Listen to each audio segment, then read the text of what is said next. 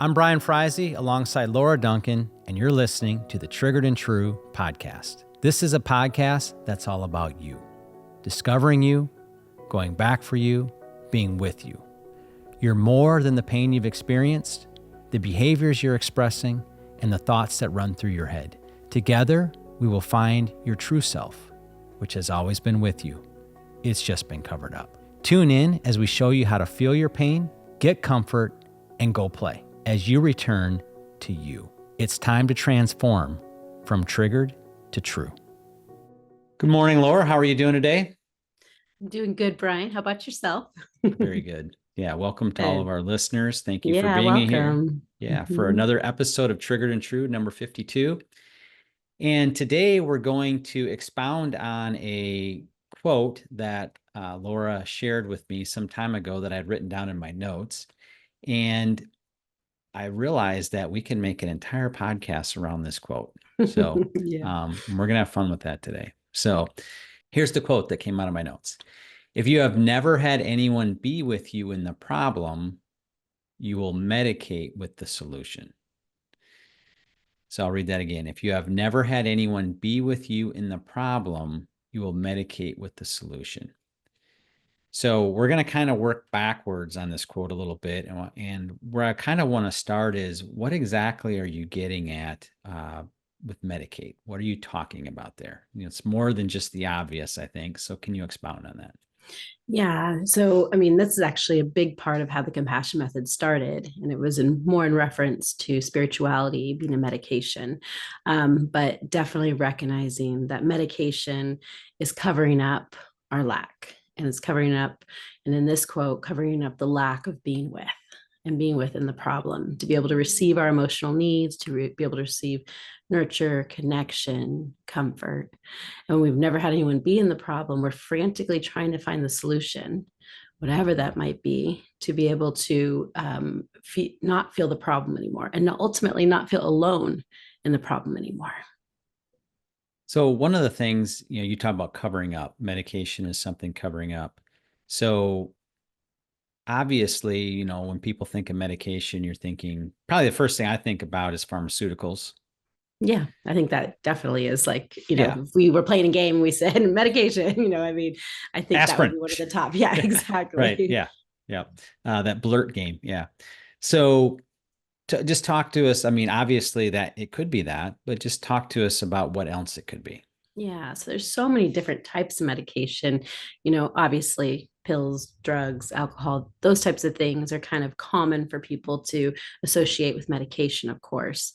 But, like I said, when I first started this process, it was actually God saying, I want you to stop medicating with me, because I was trying to just bring God in to feel better, which if you study neuroscience with faith and a religion, a lot of times when we are connected to God, whatever that looks like for each one of us, it actually releases endorphins, serotonin, good feelings into our system. And so it makes us feel better.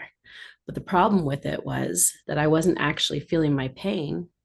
I was avoiding my pain by trying to pray and worship and connect to God to get those good hormones to medicate my pain, but not actually feel it and face it and get the comfort and nurture that I needed for my pain. So God was one of them, spirituality.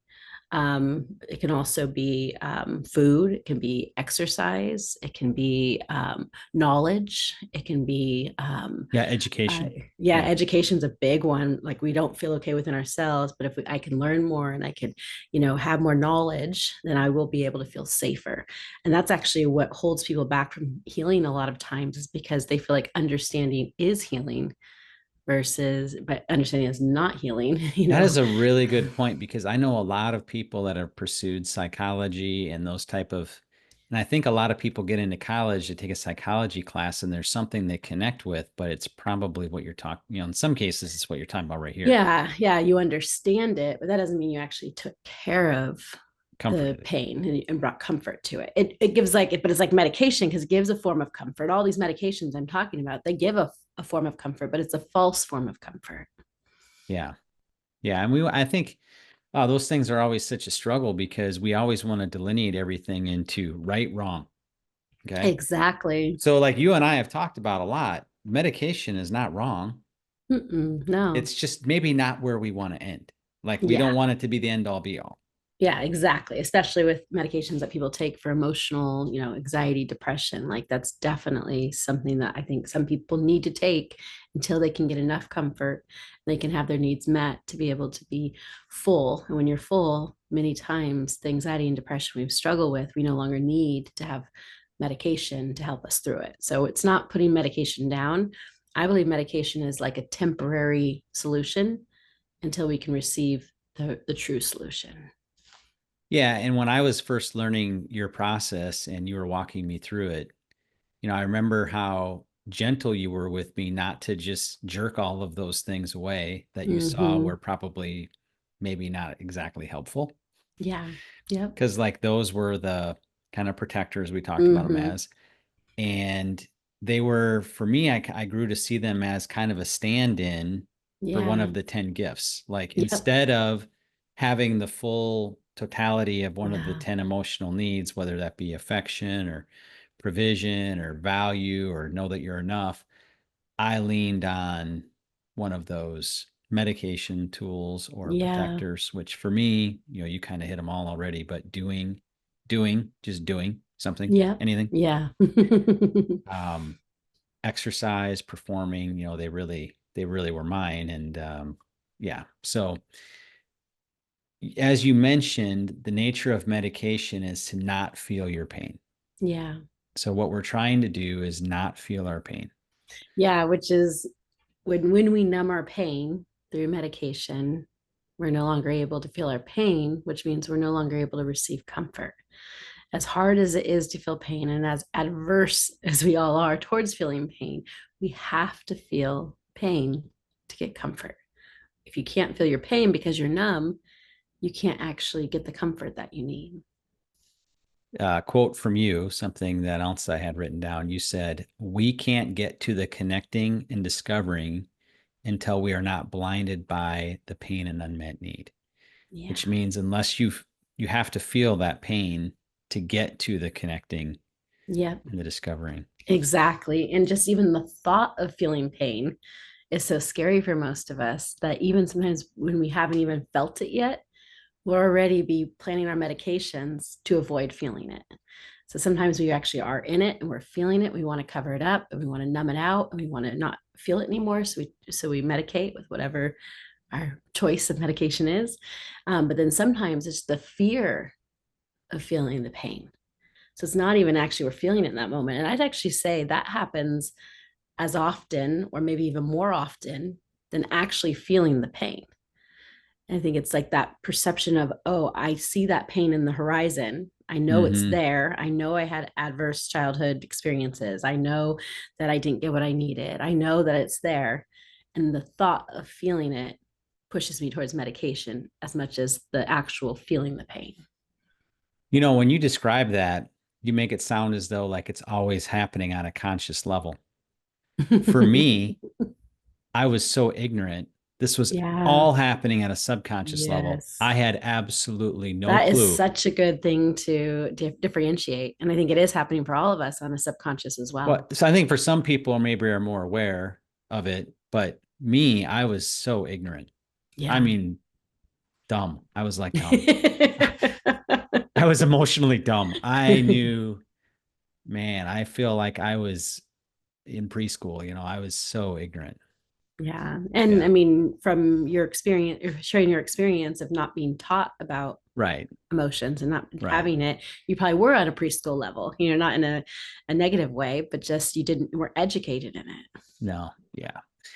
Yeah. And yeah, you quickly brought me through elementary school, junior high, got me into high school, Yeah. very quickly. So, but I did want to hit on, I think a lot of people have,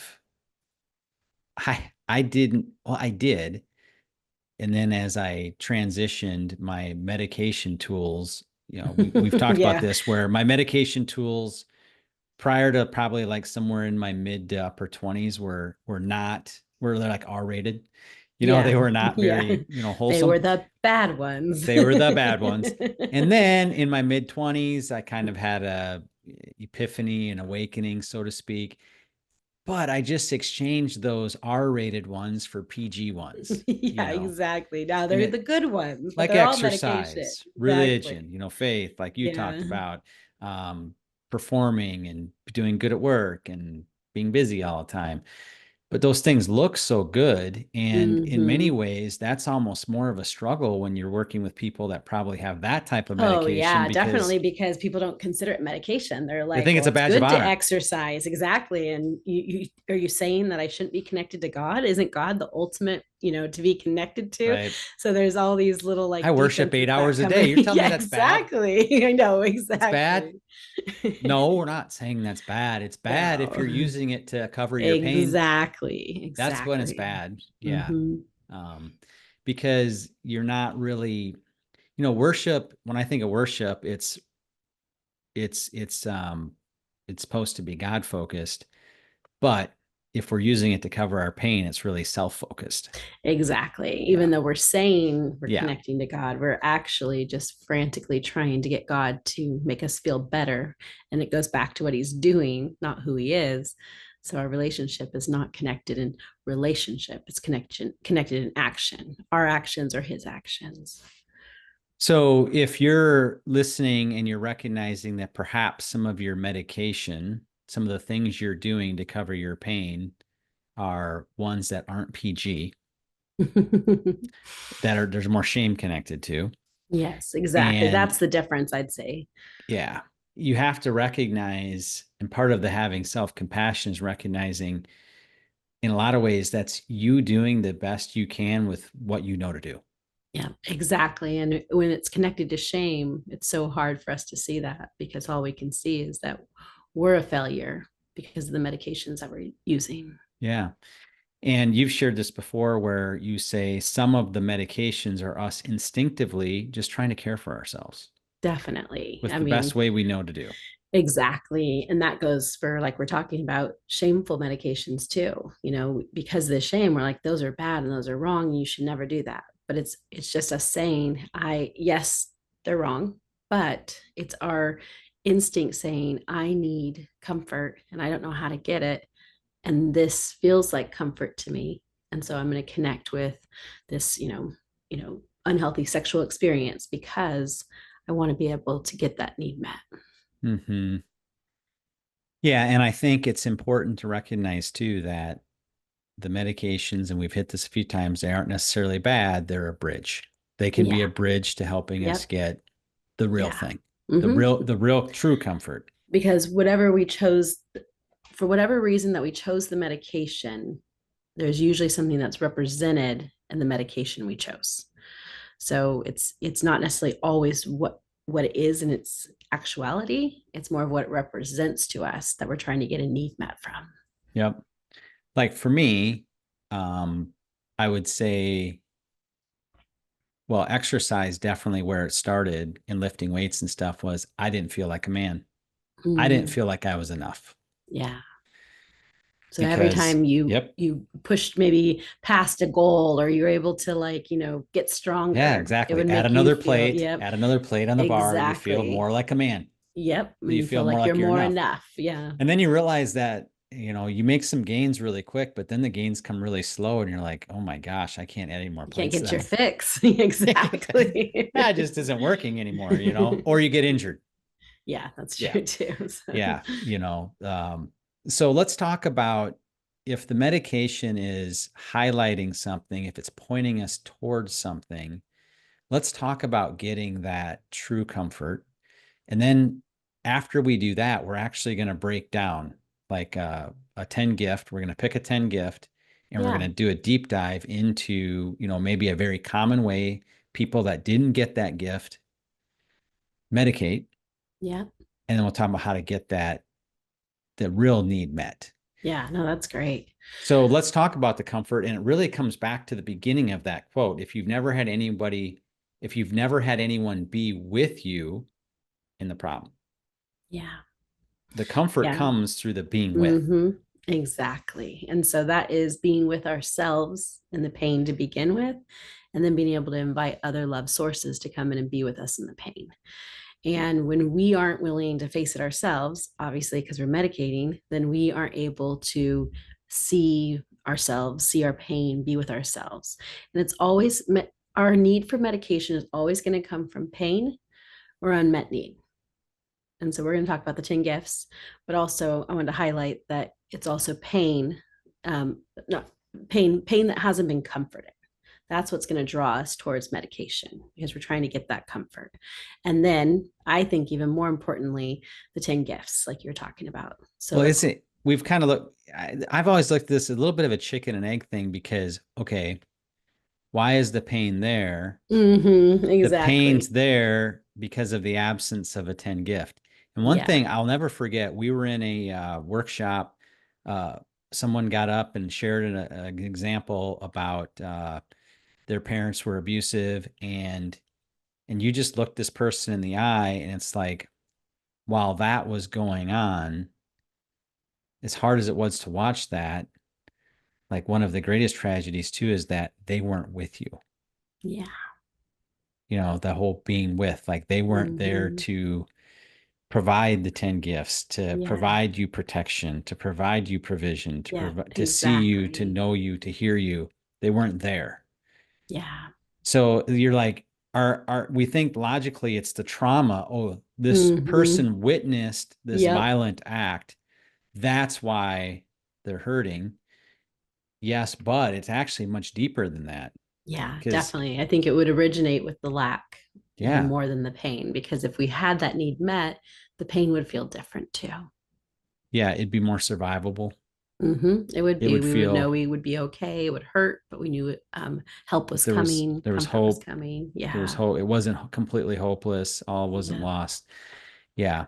So just talk a little bit more about the being with and the Yeah. being with ourselves. What's that look like? How do we Yeah. be with others? Yeah. So the the presence of someone, whether it be ourself or another person, being with us in the pain gives us the hope and the connection that we're going to be okay, especially in early childhood development when our brains are not developed enough to be able to have the understanding that things are going to be okay, that we're safe, that someone bigger than us is with us. And so when someone's with us, especially in early childhood development, and specifically a caregiver, that caregiver is lending us their presence. And I also like to say lending us their brain, because a child brain doesn't know that this pain is temporary. A child's brain says this pain is going to last forever. It's never going to go away. It's never going to be okay. So when a caregiver comes in to be with us in our early childhood development, they lend us their brain and they lend us the presence of comfort to be with us in it. Because when we're in that developmental stage, our brain, our child brain doesn't know it's going to be okay. And if you take that a step further, the same way we process pain as a child, if we didn't have someone be with us and our brain said this is going to last forever and I'm never going to be okay, is the same mindset brain process that we're having now as adults. And that's why it's so important to have a caregiver be with us, because they give you that sense of the being with, that someone's there. I'm not alone. I don't have to figure this out by myself. I'm It's not going to seen. last forever. Yep, I'm I'm seen. seen. And it's the I'm hurt. They characteristics hear of me. it. They hear Yes. me. Yep. And so it's not just like someone comes and sits with you and you're like, okay, we're being with, it's actually the presence of the emotional needs being met in that moment of pain, in that moment of disconnection. There's a reconnection happening.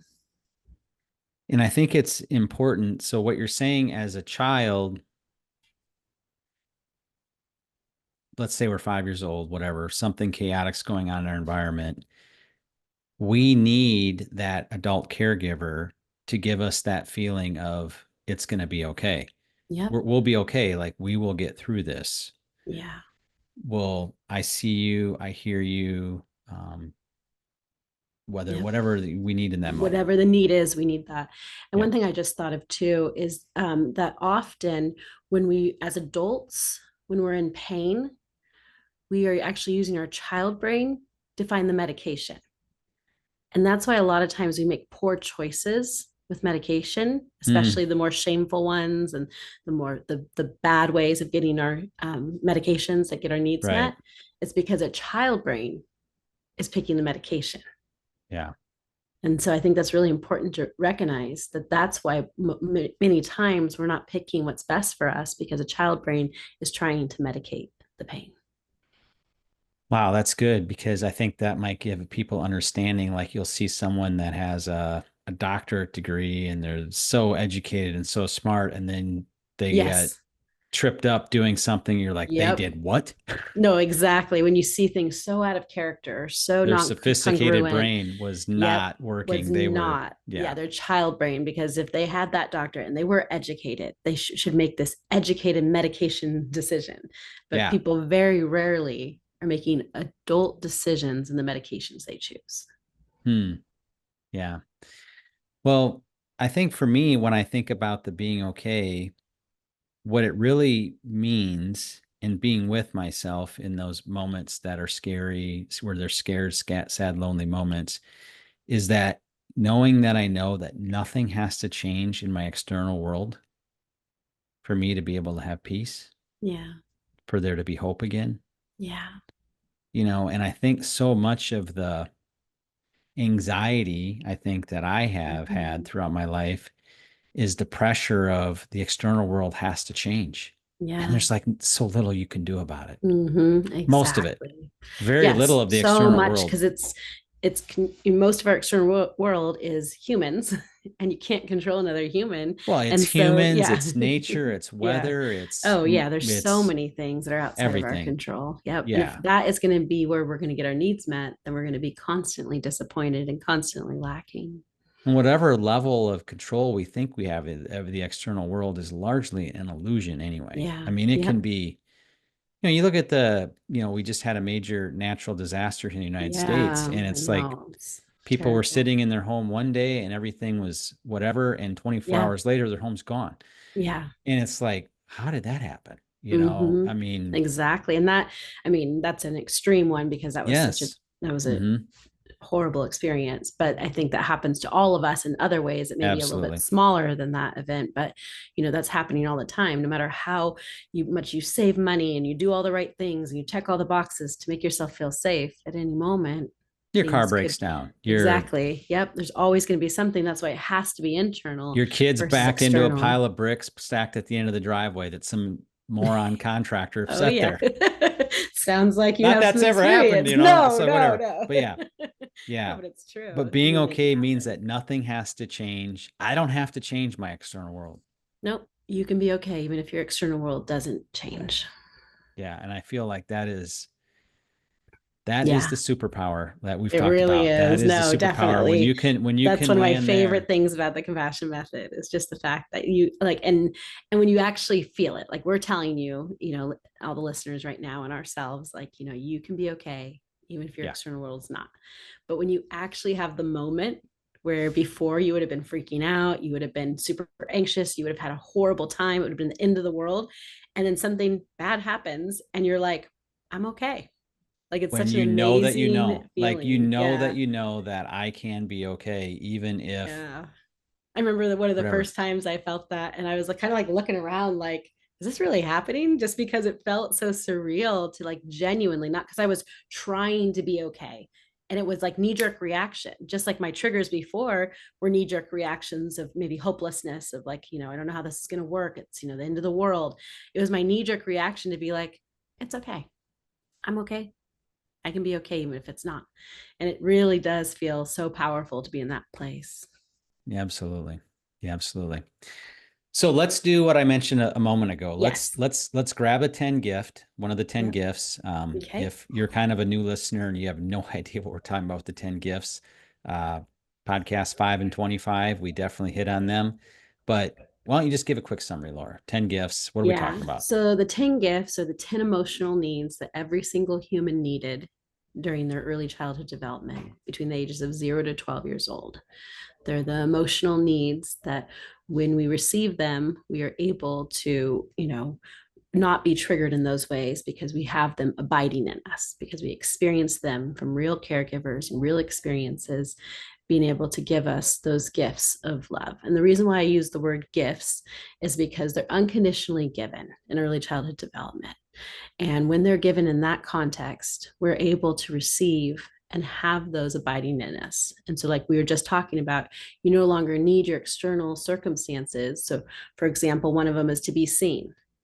I no longer, if I have the gift of being seen, either I already received it in early childhood development, or I brought in other gift givers, like we like to call them, other sources of love to be able to give us those gifts, then once it's abiding in me, I don't need anyone to see me externally. If people see me, it's a bonus. If people see me, it's fun, but I don't need them to see me to be okay. And that's Mm-hmm. kind of how each of those emotional needs work. I'm not frantically trying to get people Nope. to see me. My Yep. world's not wrecked when people don't. Nope, exactly. Yeah. I don't feel, and I do have the gift of being seen. I never feel invisible. I never feel like I need to do something to get people's attention. I don't have that urge because I'm not trying to get that need met. Mm-hmm. Yeah. Well, that's one of the 10. Want to just list Mhm. off the other 9? Yeah. So the 10 gifts are to be seen, to be heard, to be accepted, to have play, to be taught, to be protected, to be provided for, to be valuable, to have affection, and lastly, to know that you're enough. Mm-hmm. And these are the things we were talking about earlier, that in early childhood development, you need another human being to bring into your life. You're Yep. not just born with these. Nope. You're not born with them. It's, um, you know, nurtured and brought, as we have those consistent, repetitious moments of these gifts being given, they actually become abiding in us. But yeah, you're right. That we're not born with them. Yep. And there's a male and female expression of them. Yep. So that's And why we we need need a it. mom and a dad, Yeah. and not just, a lot of people have like a really strong mom or a really strong dad. So like, I'm good.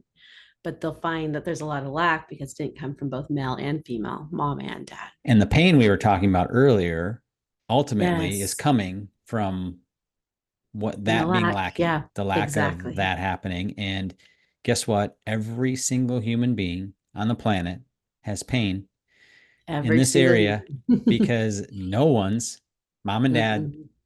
did this perfectly. Yep, Yep. exactly. No Some of one us did. have more, some of us have less, but we Yep. all have need. We all have need in these areas. All right.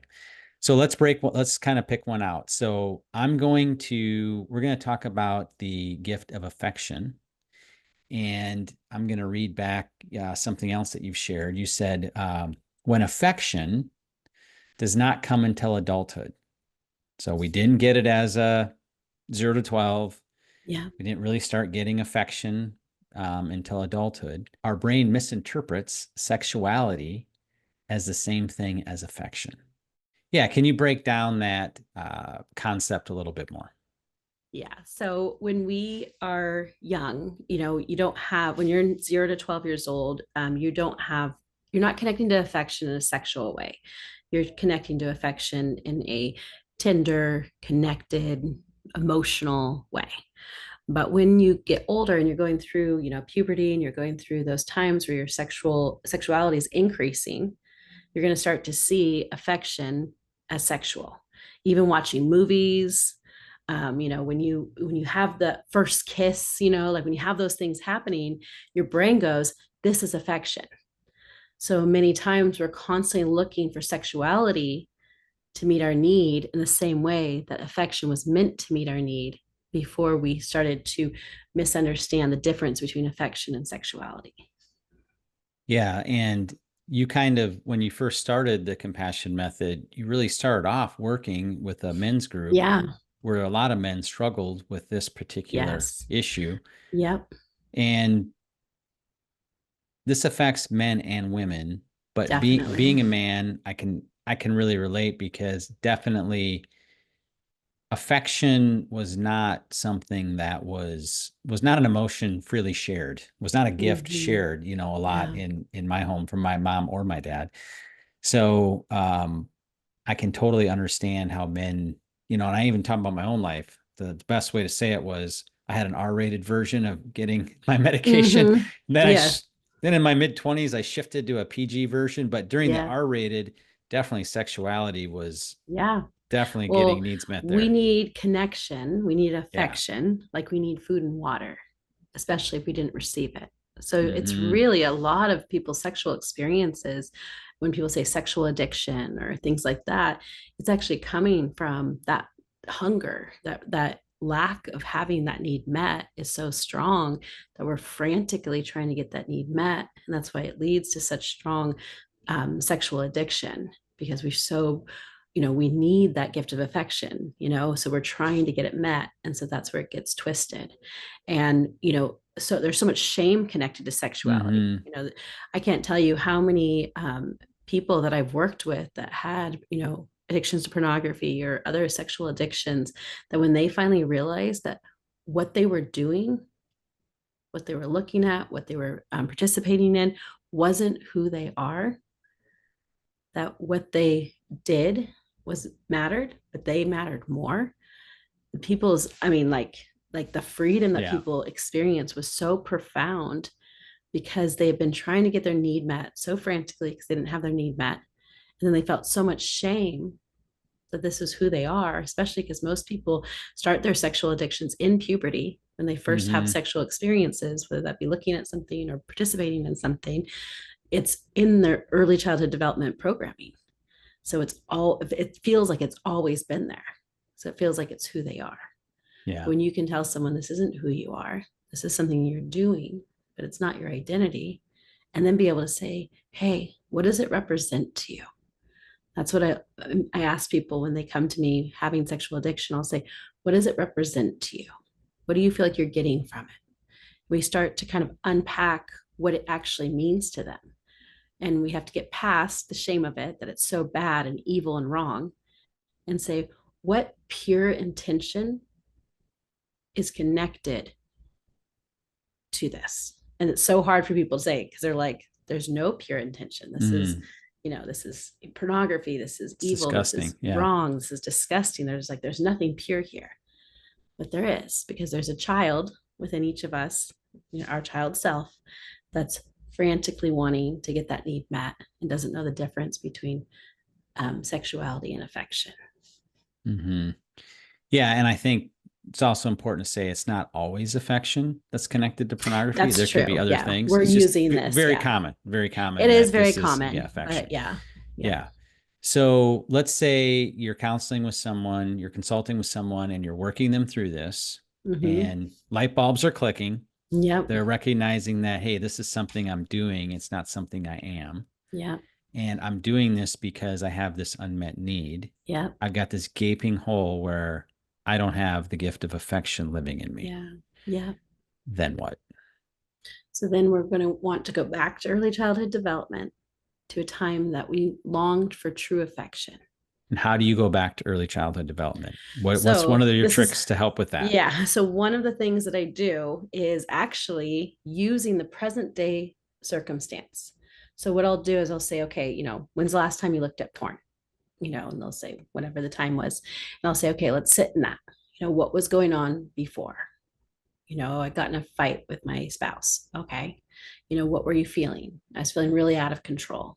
I was feeling like this isn't going to change. And I was feeling so empty, and I was feeling so alone. Okay. We're connecting to the emotions that they're feeling in the moment of pornography. So they're able to actually recognize the emotions that were behind it, what was driving it, what they were looking for, what had happened before. So by identifying the trigger that they experienced, it helps us lead back to being little. So when they were little, like let's say we're going back to 5 years old. I mean, I know some people do see pornography at very, very young ages, but usually at 5 years old, you haven't been exposed to pornography yet, but you're feeling the exact same feelings. So we're taking the same feelings that they feel in connection to pornography, and we're bringing them back to being little. They felt the same hopelessness then. They felt the same out of control then. They felt the same emptiness. They felt the same loneliness. So when they feel that feeling at 5 years old, now we're able to shift it from the sexuality to actually a 5-year-old needing affection. but Mm-hmm. they're mimicking each other because they have the same substance or feeling to it. One's a distortion, one's the truth. One's And so, medication, yep, one's one's a medication and stand-in, one's one's, a yep, fill-in, and not a very exactly. good stand-in, No, it's not and an at R-rated all. stand-in or an X-rated Yes, stand-in. So it's even, exactly. and so And there's it's tons of hurting us shame. and it's Yeah, causing so much right. shame. But now we've gone back to being 5 years old and now we see the purity of the need for affection. So it's like unmasking pornography. It's being able to take the mask off of pornography that looks gross and disgusting and addicted and ruining relationships and causing distortions, literally distorting how our brain processes and wires. We're taking that mask off, and behind it is a 5 year old that needs affection from a caregiver. Mm-hmm. I like how you would, when we're working through stuff like this together, you'd always ask me, like, how old do you feel in that moment? Like, Mm-hmm. what age do you feel? Yeah. And that would help kind of get down to the core of it, Yeah. of No, it's a like, really good one. because the more And out of control you feel, the littler you yes, are, you know? exactly. And that's why, for people that do struggle with pornography or sexual addiction, one of the things they don't realize, remember how I said before, your child brain is choosing your medication. So your sophisticated brain says, I'm never going to look at pornography again. I'm done. It's not good. It's not right. I don't want to do it. It doesn't serve me. So your adult brain makes this decision. I'm never going to do it again. And then when the same wave of emotion comes up and you feel like you're 5 years old again and you're all alone and you're empty, your 5 year old triggered wound is making that decision. So that's why people keep going back to the same addiction over and over and over again, because there's two different parts of their brain making those decisions. The adult brain says no more. The child brain says, I'm desperate. I need Mm-hmm. to get this need met, like Like food and air and water. water. Yeah, Exactly. right. You Yeah. have to have it. And so you're going to do whatever it takes to get it. And that's why people go right back into it again. So hopefully that's helpful for people listening. And it doesn't even have to be pornography, it can be any Yeah. medication or any This is any of addiction. it. Yeah. But addiction Any one is of the 10 gifts. directly motivated by our childhood pain and our childhood brain. Mm-hmm. So I'm there. I'm 5 years old. I'm feeling I'm connecting with that 5 year old feeling of that lack of affection. Mm-hmm. Now, where do I go from there? So now, first, we're going to build connection between you as an adult and your child self. And so that can take on varying, processes and exercises. But let's just say that we want to make sure that we're looking at that 5 year old with affection, if we're going to be able to give affection to that 5 year old. And compassion. Yeah, Yes, and compassion. compassion. Which And so, affection is a form of compassion, yes. obviously. But But yeah. if we don't know our child self or we don't like our child self, we won't be with our child self. If we're not with our child self, we can't invite anyone else to be with them either, or her either. So let's just say that you do feel some type of affection or compassion for your child self. Then from that place, we're going to look through our whole entire lives and we're going to find people, real experiences that gave us the gift of affection. That This we is the treasure hunt part. Yes, this is the treasure hunt. And it can be in our early childhood development, but it can be all the way up to present day. But we're going to reapply it to that 5 year old, to our childhood. So now we're looking for affectionate people. We're looking, like you said before, male and female. Many times, if we've had sexual abuses, which also sometimes leads to sexual addiction as well, we may be not as we may not feel as safe with a male or a female if abuse has happened. For example, Mm-hmm. if a male abused us, then the thought of trying to find true Right. affection from a man is going to be a little bit more difficult. Yep. But so sometimes I'll just have people start with a mom coming in, a female coming in to bring the nurture, compassion, and connection first. And then sometimes we can bring in, when we feel safer, we can bring in a healthy man to bring affection as well. And when you say bring in, I think it's important to distinguish what you're bringing in. Yes, yeah, totally. You're bringing in a feeling, Yes, we're bringing a in an feeling in essence, a that you felt. substance. Yeah, you Yes, felt with them. Like, yes.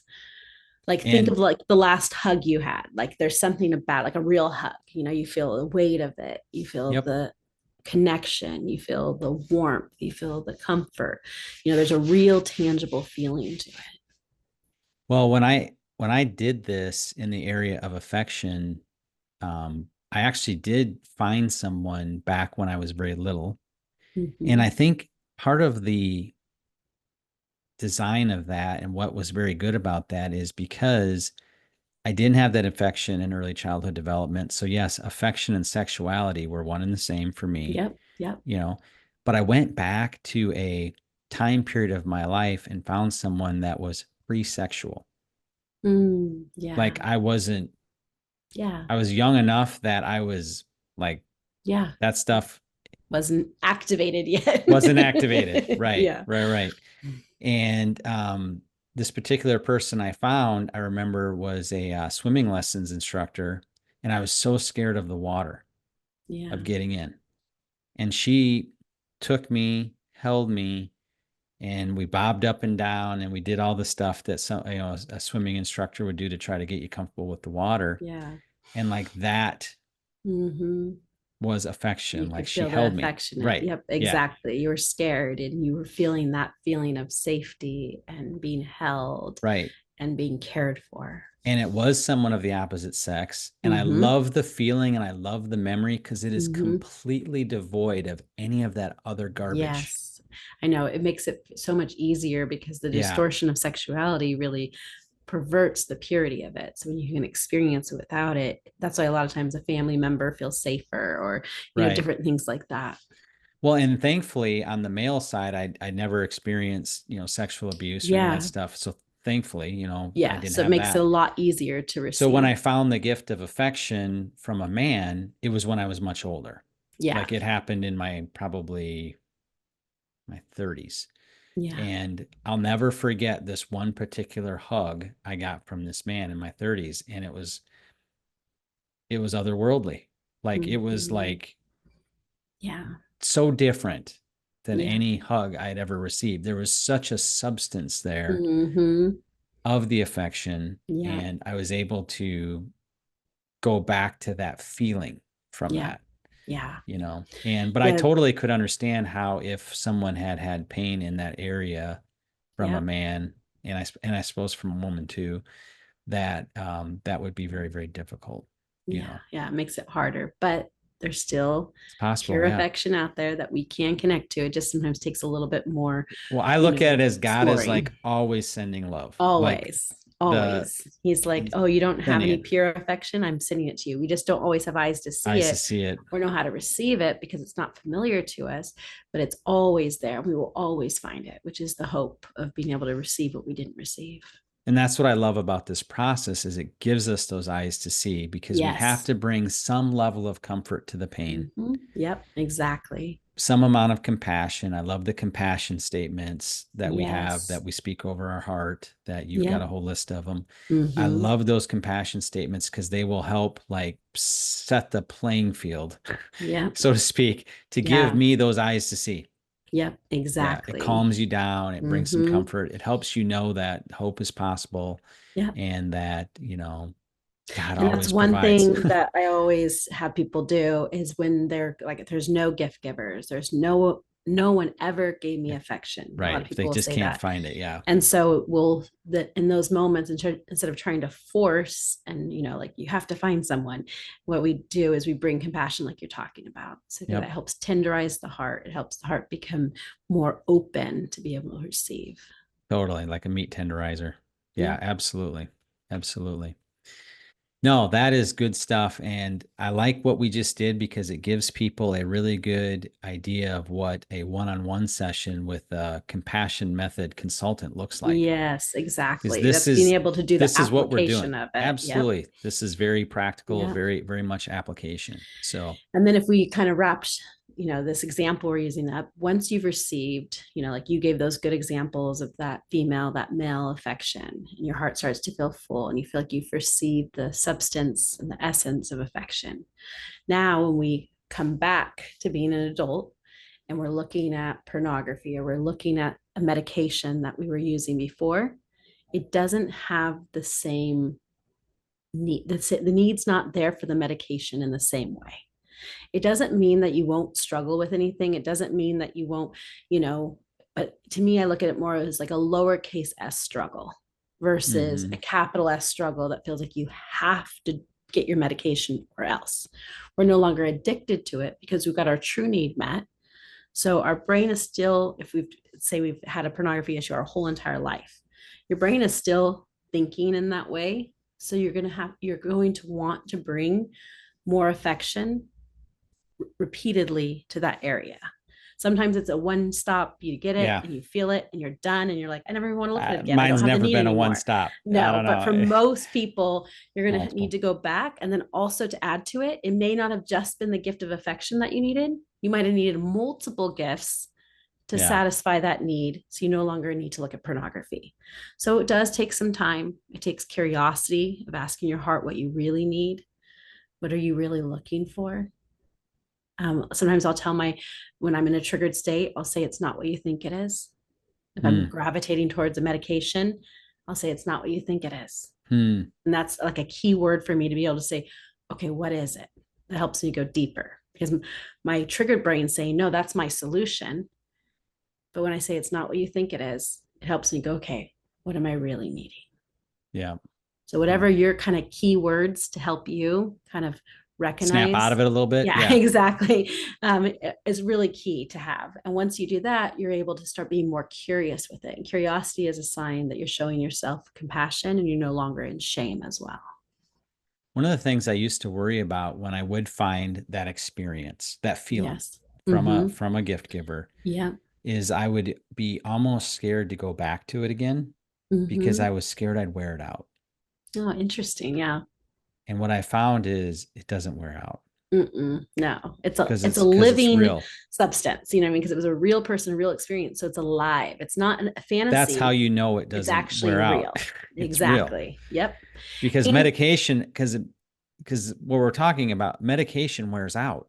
it does. That's why you have to keep going back to it because it's not sustainable. Right. It But wears love out. is a sustainable. Your needs being met is sustainable. So that feeling I had with the swimming lessons instructor, that gift, it's never wore out. No, and it The won't other because one I it's had with alive. the man Yeah. never wore out. No, Yeah. it's a real experience and Yeah. it's real love and it never goes away. Sometimes we don't have need of it as much, but that's the only thing I would say. It doesn't go, it's not that it goes away. So sometimes when I've gone back to a gift giver, it's not that the substance isn't there anymore, but I don't need it in the same way. Yeah. That would be the closest thing I would say to it not being as strong. It's still there and I still feel it, but I don't feel the need as strong because the need's been met. Yeah, that's a good distinction. So next steps. So somebody listening to us from a next steps, I think we're hoping that one of the next steps that you realize is we're not saying necessarily you have to eliminate your medication. That's not the next step we're talking about. No. However, if that medication is destructive and something like that, you may have to eliminate that and you may have to go cold turkey and go into this. But in a lot of cases, the medications can be kind of a bridge. So I think of that of like a legal pharmaceutical is a great bridge to, for most people. There's some people that might need to be on it forever, but for most people, they don't need to be on it forever. It's a great bridge to getting the real comfort because maybe it can bring a little bit of edge off of that trigger and edge off of that pain to allow you to go forward. So I think a really good next step would be for those of you listening to pursue your own compassion journey, your own TCM, the compassion method journey. And a great way to do that, if you're like, where do I start? If we go to episode 44, it's titled How You Can Go Deeper with the Compassion Method Today. And there's some great advice in there as to how to engage really all, your body of work, Laura. How do you engage it? And that episode will do a great job directing you in the right path. Yeah, that sounds great. And definitely being able to love yourself enough to face the pain versus just continuing to medicate. Yeah. So key take home from today, there's more to your story. There's more to your story. You are not defined by your R-rated or X-rated medications. Yeah, exactly. There's more going on than you ever probably realized. There's more to your story. And we hope that you begin that journey today of discovery and getting those needs met and that pain comforted. So thank you everyone for listening.